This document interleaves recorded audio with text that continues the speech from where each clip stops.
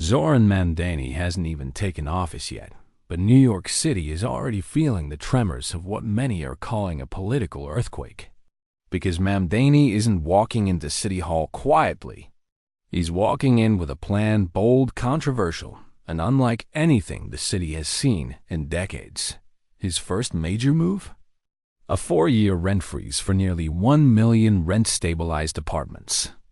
A decision that instantly split the city in half. Supporters say it's historic, a lifeline for families drowning in rising costs. Critics say it's dangerous, claiming it could bankrupt landlords and freeze development. But Mamdani doesn't flinch. He argues that stability for tenants matters more than profit margins. And this is just the beginning.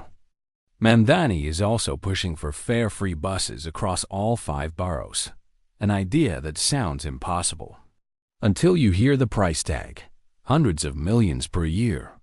But he calls it an investment, not an expense.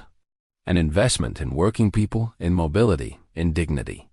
To explain his vision, he launched something unusual for a mayor-elect, an affordability calculator. A tool that tells families exactly how much they would save under his system. Childcare, transportation, rent, the numbers are massive. Tens of thousands of dollars in relief for an average NYC family. And once again, he's unafraid to say how he'll pay for it. A 2% tax increase on incomes above $1 million, plus new taxes on corporations operating in the city. Those who benefit the most, he says, should contribute the most. But maybe his most surprising decision so far is the team he's building.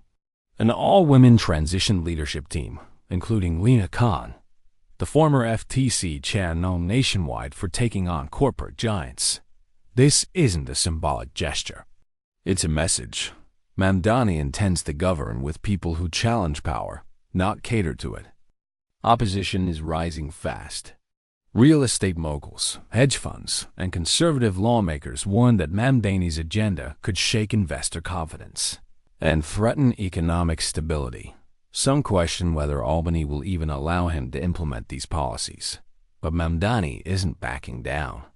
He says the same thing over and over again. Change doesn't come from the top down. It comes from the ground up. And that ground, New York's working class, is rallying behind him. Young people, immigrants, service workers, artists, families, all seeing in Mamdani what they haven't seen in years. A mayor who talks less about power and more about people. The battle lines are drawn. On one side, developers, corporations, billionaire donors, and the political establishment. On the other, a young mayor, a city in crisis, and millions who believe that affordability isn't a dream, it's a right.